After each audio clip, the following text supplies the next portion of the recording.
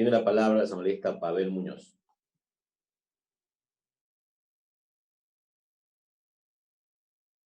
Gracias, presidente. Solo para para probar si me escucha. Le escuchamos, asambleísta. Presidente, un saludo y asambleístas, lo propio, un abrazo solidario para los ecuatorianos. Este debate y esta reunión es muy importante, presidente, casi tanto como el cambio de gobierno en mayo de 2021.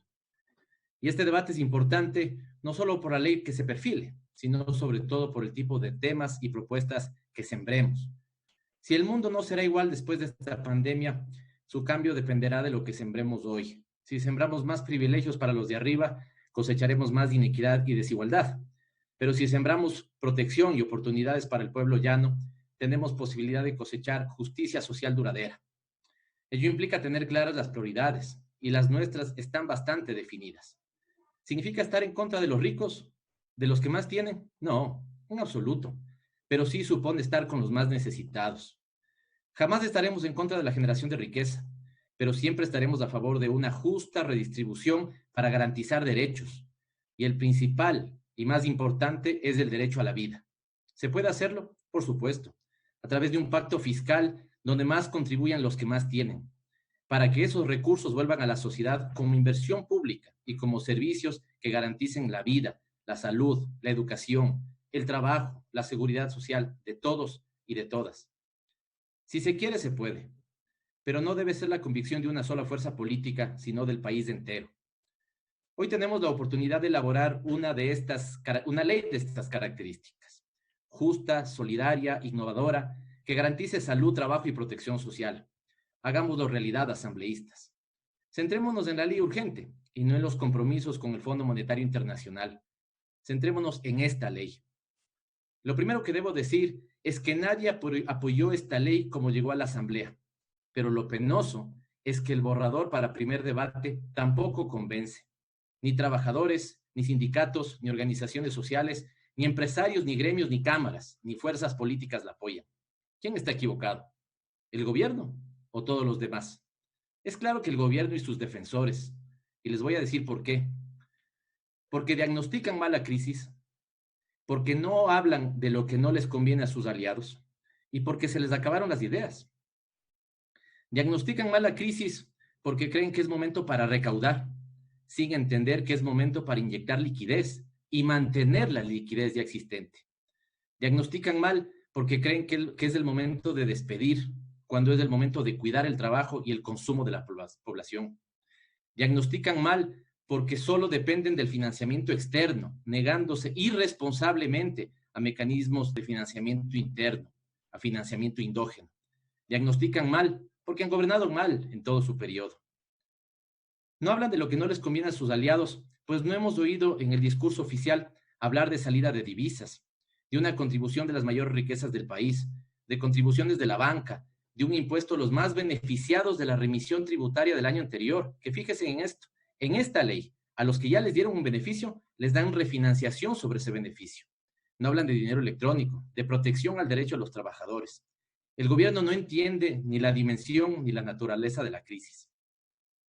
Y se les acabaron las ideas, se le acabó las ideas al gobierno, pues nunca pusieron moratoria sin intereses por 3 meses para servicios básicos, y debe estar en la ley. Nunca propusieron moratoria sin penalidades por 3 meses de las deudas, todas las deudas que se mantienen con la banca pública y privada, y debe estar en la ley. Nunca pusieron baja de tasas de interés en créditos, y debe estar en la ley, aunque les cueste, debe estar en la ley. Nunca pusieron estimular el crédito a MIPYMES, y debe estar. Nunca prohibieron despidos en el sector público, y se deben prohibir. No hay medidas de protección al trabajo, y las debemos poner. ¿Por qué no pensar en un copago a trabajadores entre el Estado y las empresas? ¿Por qué no pensar en una renta básica urgente para toda la población económicamente activa? ¿Por qué no pensar en que los sueldos que no se pueden pagar se compensen con paquetes accionarios de empresas e industrias? ¿Por qué no exigen el cobro de deudas tributarias en firme? Porque se les acabaron las ideas. Asambleístas, démonos un baño de verdad y digamos al país las cosas como son. Algunos señalan que la Asamblea no puede incorporar tributos una vez que el Ejecutivo ha ingresado una propuesta de ley en esta materia. ¿Por qué no podemos, asambleístas? Porque aumentamos ingresos tributarios. Pero les pregunto, asambleístas, Sí podemos incorporar incentivos que quitan recursos al fisco. Eso sí podemos. Y ustedes lo están planteando. Qué forma de dispararse en el pie, colegas. Mi bancada ha presentado un programa integral de 7 puntos. Ha presentado al menos 3 proyectos de ley e innumerables propuestas. Más de 30 propuestas en total. Pero muy pocas están recogidas. Y algunas ideas están medianamente y vagamente consideradas, pero quitándoles efectividad. Les pongo un ejemplo. La disposición a la Junta de Política de Regulación Monetaria de que baje las tasas de interés. La Comisión plantea que pueda revisar. Revisar puede suponer aumentarlas incluso. Ahí es donde uno se juega queriendo hacer las cosas por el país o no. Finalmente, presidente y asambleístas, cuidado y nos convertimos en una asamblea que le niega salidas al país. Si este gobierno se corta las manos y se cierra las puertas, nosotros no podemos ser cómplices. Me refiero, por ejemplo, a mecanismos de financiamiento interno. El Estado debe contar con ellos, aunque los gobiernos de turno no los quieran usar. ¿Se imaginan ustedes que en un incendio se ponga soldaduras a una de las puertas de escape? Asambleístas, no limitemos el campo de acción legislativo. Por el contrario, ampliémoslo. Cuando un gobierno tosudo va por mal camino, es responsable que el legislativo le advierte y le dé alternativas. Si mañana les falla o se demoran en traer los grandes créditos que esperan, todos vamos a lamentar no haber actuado con prisa. Pero también todos sabremos quiénes son los responsables de entregarse a las recetas del Fondo Monetario Internacional y darle la espalda al pueblo. Asambleísta Callejas, le voy a leer malas palabras para sus oídos. La gerente del Banco Central, en su comparecencia a la Comisión Vecina, la de Régimen Económico, planteó recuperar instrumentos de inversión de excedentes de liquidez. Planteó que haya nuevos instrumentos de operaciones de política monetaria. Todos nosotros aquí, y creo que usted no votó por eso, planteamos por un mecanismo de sobregiro del Banco Central. Pero les voy a leer las palabras más duras.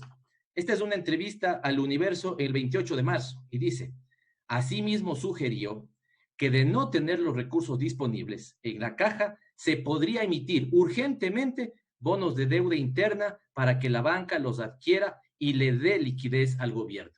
Declaraciones de Guillermo Lasso. Todos esos son mecanismos de financiamiento interno, asambleístas.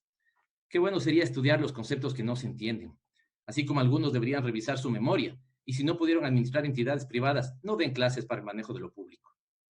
Pongo otro ejemplo, dinero electrónico como medio de pago, subrayo, no como una emisión inorgánica, olvídense de esas cosas planteadas por algunos fantasmas. Medio electrónico como medio de pago. Lo mataron por pedido de unos pocos y hoy muchos países caminan hacia él. Naciones Unidas está pidiendo que se instale en varios países. ¿Se imaginan transferir el bono solidario a todas las familias beneficiarias con un solo clic? ¿Se imaginan consumir entre todos sin manipular los billetes? ¿Se imaginan hacer varias transacciones, pero que solo una pequeña parte necesite dinero físico? Admítanlo, colegas. La mayoría de ustedes cometió un error y hoy el país necesita lo que esta asamblea sepultó. Hoy más que nunca nuestra responsabilidad es con el país entero y no con el gobierno que ha hecho de la pandemia un desastre. Las pandemias que sí podemos evitar son las del hambre, el desempleo y la pobreza. Al país sí le vamos a dar una ley, pero una buena ley. Créanme, asambleístas, que mientras más lejos estemos de la propuesta del gobierno, más cerca estaremos de las necesidades del pueblo. Es ahí cuando estaremos del lado correcto de la historia. Gracias, ecuatorianos.